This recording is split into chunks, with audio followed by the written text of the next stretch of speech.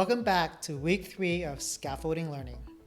Because a sense of community is important to our course, I'd like to introduce you to another fellow classmate.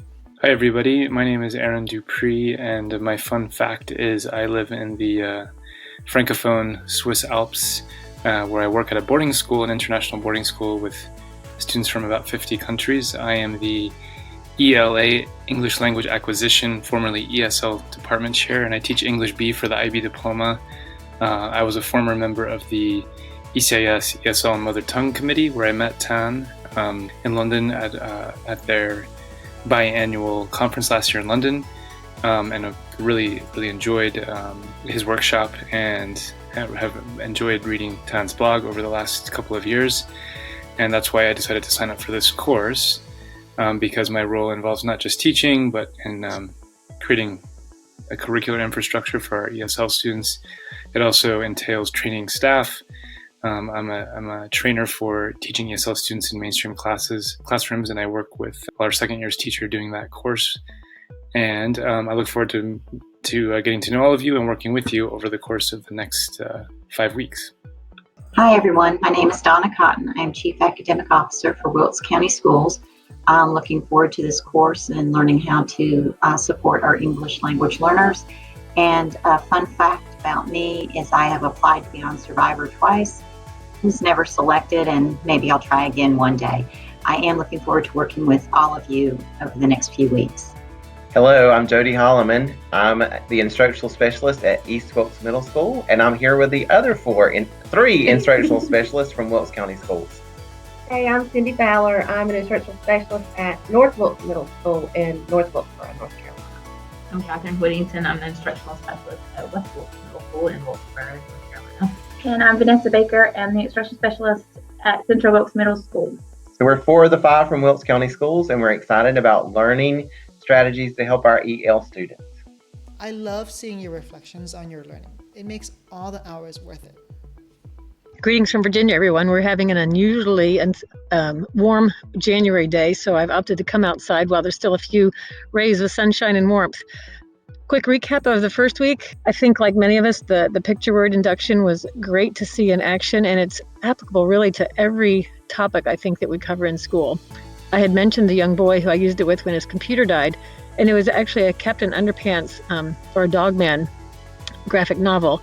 He's a L1, very, very shy, doesn't speak, has not spoken many words to me.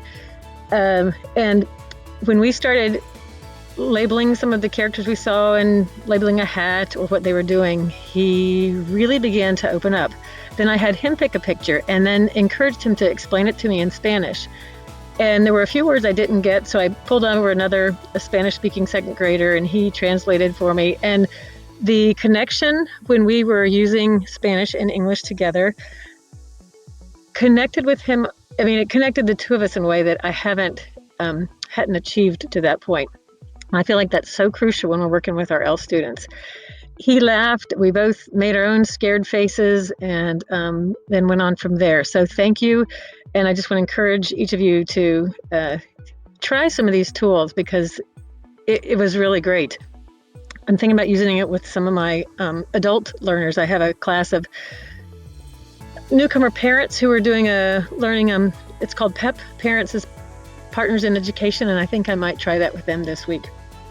One other note, really liked, I'd never seen teachers use images in Quizlet before, so thank you for that. Also, the Google Drawing. I think when kids, just what a great formative assessment, I guess that would be, to see if they comprehend the material through drawings. Really good.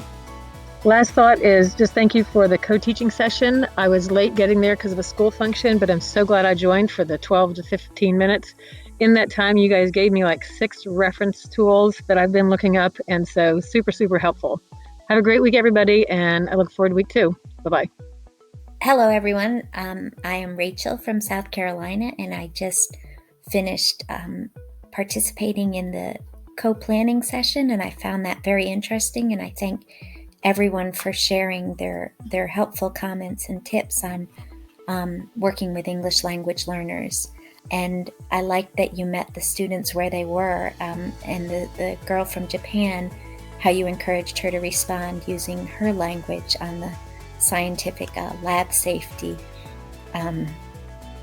exercise. It's a reminder to me how using students' native languages in class can help them to process information, and your gentle, supportive manner as you worked with students reminded me that the one-on-one conversations and the importance of gestures, like in the balanced and unbalanced, can really help students get to a new level of understanding. So I appreciated that opportunity to glance into another classroom.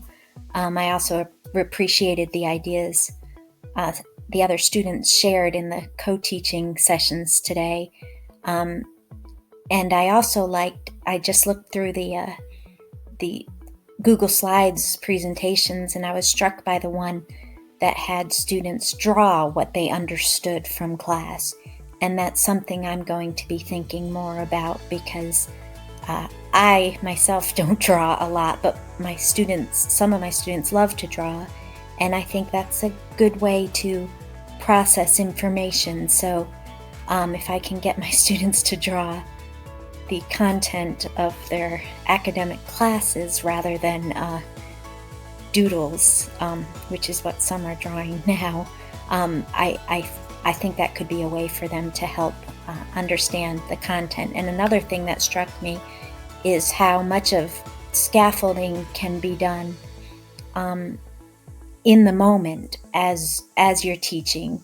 Thank you for creating and sharing your Padlet, and also thank you for responding to each other's Padlet. Let me show you a few of them now. The Thanksgiving metaphor comes from a person I'm not sure who, but that's okay because I still like this sentence. One dish by itself isn't a meal, but everyone's contribution makes it a whole. It sure does. Cindy said, a chapter book. We read each of the chapters to understand a book as a whole. And then Rachel said, different chapters can give us different perspectives. And that's exactly right. When we allow kids to interact with each other, they help each other think, oh wow, there's a different perspective. How important it is right now for us to teach our kids to interact with each other, because that's a skill they'll need to live in a democratic society. Rachel's metaphor is a jigsaw puzzle. The whole is greater than its parts. When we bring the pieces of a jigsaw puzzle together, we create a greater whole. Each piece contributes to the final assembled whole. Currently in 5th grade, we're doing book clubs with my kids, and I want to use this metaphor with them to show them what a book club is too. It's us going home, or us reading independently, and then coming together with our own pieces and putting that together to help understand, what is this book about? I'm going to use this metaphor for my own kids this week. Thank you for that, Rachel. This one comes from Harsha from week 1. I still just want to show you. Just like a walker supports a child as he takes his first steps, scaffolds help our beginner English learners take a few steps independently. And those few steps is crucial because it helps other kids feel that they're competent and they're capable, which they are. This is also from week 1. It comes from Sharon. Sharon said, with encouragement and fun, our students can see the light at the end of a tunnel. That's exactly what scaffolding does. It helps kids say, hey, it's not that bad. It's okay. I have strategies that I'm going to help you. And you're going to be able to see that you can learn English, learn content, and it's going to be okay. Thank you for all your metaphors and your time in reading and responding to these metaphors, because that's how we expand and add to our practice. As of Thursday night in Vietnam, there hasn't been any assignments posted. Don't worry, there's no judgment. I know that you're really busy. You're full-time teachers, me too, not a problem. So I will go back to week 2 and share a few assignments that weren't shared before. This one is from Harsha, and she shared about how she used the picture word inductive model. A lot of you are using that, and I'm really happy about that. This is a picture of one of her students' work. You can clearly see that they've written words to really help them identify the water cycle. And then they wrote it into their writing. First, second, then. It's all really helping. I love how the visual and really focusing on the bricks of the content, meaning like the words at the word level, helps kids write She said, I noticed that sensory scaffold can help students use describing words to add details to the writing. The grade 2 class is learning about the water cycle. This picture was very easy to find on the internet. After we watched the video of the water cycle, the students labeled the picture.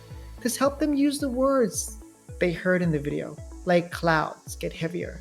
Labeling the pictures helped solidify their understanding and explain the content in speaking and in writing. This visual helped even beginners understand the content. I love that because it's really about saying, okay, let's start with a visual, let's start with a video, let's hear these words in context, and let's apply them into our own little picture, and then we can go and retell them in our own writing. There are so many things I love about this because it's about focusing on what kids can do, focusing on what we can do. Thank you for sharing this, Harsha. Rachel Cox shared something that I'm going to use forever, I think. It's called New York Times Years in Picture. And she used, again, the picture word inductive model. You guys seem to like that a lot. And she shared this picture with her students. And she was going to have them label, but then she said this. I noticed that sensory scaffolding can generate spontaneous discussions. My students started discussing this picture with me and with each other as they came into the room. Yes, that's what we want. We want students to be talking as much as possible because the person that is talking is doing the thinking, and the person doing the thinking is doing the learning. I found that I spent some time looking for a content-related picture, but was unsuccessful. Instead, I used a picture that I found that I thought would generate conversation, which it did. I want my students to feel comfortable talking and to grow more comfortable speaking in their other classes. And I find that thought-provoking pictures can sometimes get them over the hurdle of being afraid to speak. So this is about really talking about emotional scaffolding, but I'll just bring it up early. We're going to do that in week 5, but she's brought it up right here, and I love that. It's about we use scaffolds such as sensory scaffold to help kids feel that they are safe in our presence, in our classes, so they can participate. When the affective filter lowers, their participation rises. That was a tweetable moment. And this is MJ's cute little emoji sticker thing. She used visuals as well, and she used this thing. I think it's about eggs. I'm thinking it's about finding the pattern. She said it was easy to create by using Google Images, easy to implement, project, and I can do it quickly without little prep. Yeah. She lists lots of ideas here, but I just want to point out that scaffolding is inclusive and supports all learners. It's not just about English learners. It's about the scaffolds that I use are universal for all kids. Provides access points to conversations for Language 1 and Language 2 in partner, small group, and whole class discussions. Are you noticing the pattern? That scaffolding allows kids to participate. I also want to point out, I love how people are responding and commenting on each other's work. That's how we expand our practice and we grow. And it's really affirming of our practice and our participation in this course. This week for the co-planning session, we had Mary, Ryan, and Harsha join even from as far as Japan late at night. We had Cindy and Vanessa try to join on, but I think there were a few tech problems. Sorry about that. We talked about 30-minute classes, tutorials, and how to help kids understand the sound, letters of sound. We talked about supporting in math classes and gamifying learning. There are 2 more sessions just like this, so I hope you can come to the future ones as well. I would like to give you a statistic. People think that carbon dioxide is a culprit for climate change. However, methane gas has 21% more climate changing power than CO2. Now, what if I shared the same fact like this? People think that carbon dioxide is a culprit for climate change. However, methane gas has 21% more climate changing power than CO2. Which one communicates the difference between these 2 greenhouse gases more clearly? The graph, of course.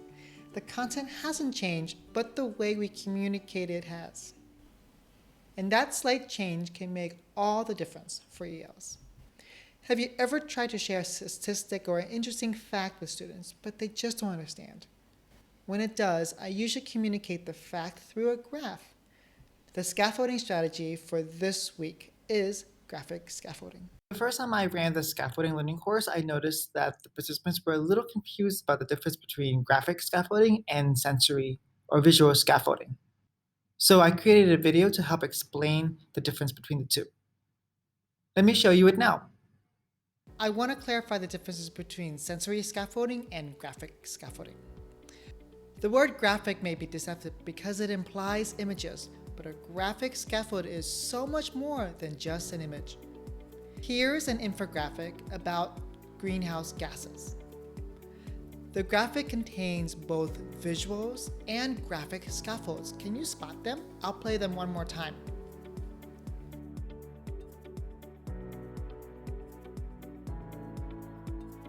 These are sensory visuals.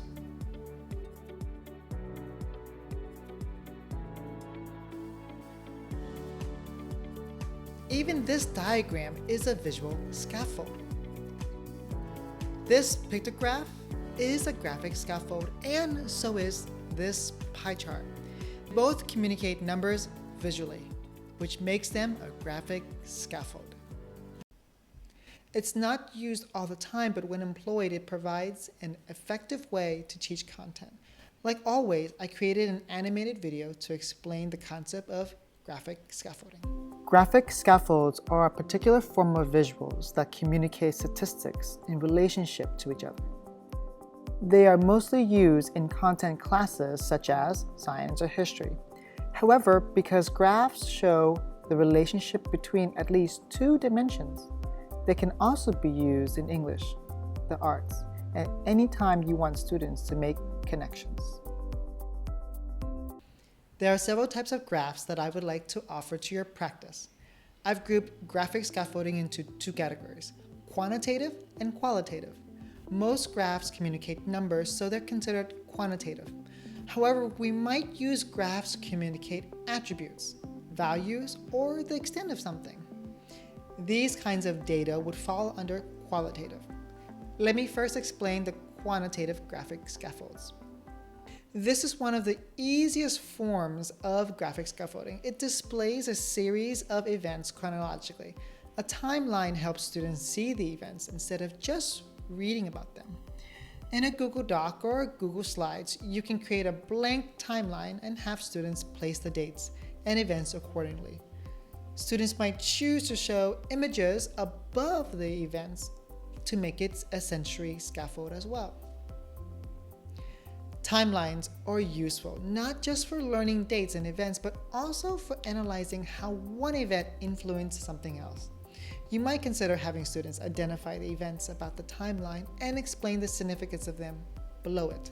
This modification to timelines reinforces critical thinking skills by having students evaluate the significance of the events and how they influence other later events as well. Bar graphs are another form of graphic scaffolding. They're a great way to show quantity. The applications for bar graphs are limitless because they can be used to clearly represent the quantity of nearly anything. Graphs are particularly helpful in communicating abstract concepts in content classes. For example, Annie watched a video called The Hidden Cost of a Hamburger to learn about climate change. See, cows are ruminants, meaning they create methane gas when they digest food. Chickens and pigs don't. Methane has 21 times more climate-changing power than CO2. In America, cows produce more greenhouse gas than 22 million cars per year. America's cows create about 500 million tons of manure in a year. That's 3 times as much as we humans do. Cow manure also creates nitrous oxide, which has 300 times the global warming effect of CO2. Cow manure is responsible for 2/3 of all the nitrous oxide pollution in the world. One part of the video presented information about how much water it takes to produce 1 pound of beef, chicken, or wheat. I noticed that she was not understanding the information, so I had her create a graph. On the vertical axis was the amount of water spent, and on the horizontal axis were the 3 different food items. We rewounded the video, listened to the facts, and paused at each one of them so that Annie could draw them on her own graph. The graph she made was more comprehensible then listening to the same fact in the video. This graph shows how many cows spend water than chicken and meat. So what do you notice? Cow needs more food, land, water. Yeah. This example comes from Dr. Katie Toppel's kindergarten class. Notice how she used a bar graph to show which kind of chocolate chips is preferred. I particularly love how students can engage with the bar graph by simply completing a sticky note.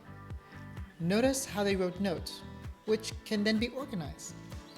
This shows that graphic scaffolding can be used from K to 12 and across different content areas. Pie charts are another way to display quantitative data as part of a whole, although it doesn't show change over time. Returning to the hidden cost of a hamburger, the video presented data regarding how much beef a typical American consumes. I decided to have Annie draw a pie chart to show this understanding. A scatter plot is like a bar graph in that it shows two things in relationship to each other. I often see it being used to track changes over time in a science experiment. It helps students spot trends, which in turn fosters critical thinking. A sentence stem I often use with scatter plot is as X increases or decreases, there is an increase or decrease in because. Timelines, bar graphs, and pie charts, and scatter plots are great ways to show quantitative data. When ELs get confused about a statistic, use one of these graphic scaffolds to help them understand. In addition to quantitative graphs, we can use graphs to show attributes. These are called qualitative scaffolds. I love these kinds of scaffolds because they force students to think critically. I'll highlight a few of my favorite. Triangle perspectives. I use this graph to show the different perspectives around an issue. Each side of the triangle is a different perspective. Students can work individually or in groups of 3 to examine each of the perspectives. Once students have finished discussing, I give them this triangle and provide different labels for the different sides to show qualities. With this new triangle, students have to continue talking about the same question. It helps them think more critically about the topic. A pyramid is a great way to show a hierarchy. A pyramid can go top-bottom, such as in literature. For example, we can say character A has more authority than character B, who has more power than character C. It can also go bottom-top. In science, we use the pyramid to teach how energy moves from producers, who are eaten by primary consumers, who are then eaten by secondary consumers, who are eaten by the apex predator. In history, we can identify factors and place them in the hierarchy. For example, a teacher might ask students to rank according to hierarchy the factors that lead to migration. They would place the most important one on the top, followed by the less important ones as the pyramid goes down. A domino graph helps students see a cause and effect relationship. We start with an event or a phenomenon, then draw a line to the first effect, which can be followed by many more. Two-dimensional graphs. In two-dimensional graphs, we display something based on two attributes. In literature, we might compare how effective a character was at solving problems. The x-axis would show the extent to which a character is a problem solver, and the y-axis would show how effective these strategies were. Four-dimensional graphs. If your students are comfortable with two-dimensional graphs, I recommend raising the rigor by asking them to think about a topic with 4 dimensions. A four-dimensional graph charts 4 qualities. There is an AB dimension and a CD dimension. For example, we can graph different types of sports based on 4 qualities. Running vertically, we would have the high-impact sports and low-impact sports. Running horizontally, we would have solo sports and team sports. Students have to consider all the dimensions for a particular sport. Matrices. There are 4 dimensions to a matrix style of graphic scaffolding. The horizontal rows are dimensions that are opposite of each other, and the vertical rows show another dimension with two categories that are also opposing each other. The four dimensions presented together can create different combinations of analysis. While I have yet to use matrices like these with students, I frequently use them in presentations when I talk about co-teaching. I've identified the four important attributes of a content teacher, and I've placed them on two grids. Together, these four attributes create 8 different possible teaching scenarios that I usually encounter as I collaborate. Each personality type has a corresponding form of co-teaching. I use this graphic scaffold developed by Eisenhower to help me prioritize my work. The combinations of possibilities help guide me on what actions I need to take next. For example, when something is important but not urgent, I won't work on it now, but I will decide on a time to work on it in the future. When my 5th graders finished reading the novel Hatchet, we had them draw a graph like this to analyze the main character's emotions from the beginning to the end of the book. This qualitative graph that I shared in the moment helped students critically think about the book and prepared them to write their final essays. As you can see, qualitative graphs can significantly raise the rigor of thinking in the discussions in your class about a central topic. We offer these to our ELs because they empower ELs to shine despite their developing English skills. Qualitative graphs, in particular, invite ELs to think critically and reinforce the truth that the ELs are intelligent members of our community. They just need a little bit of help. I intentionally showed you lots of examples of how graphic scaffolding can be used to teach literature and social studies concepts, because it's not just for math and science.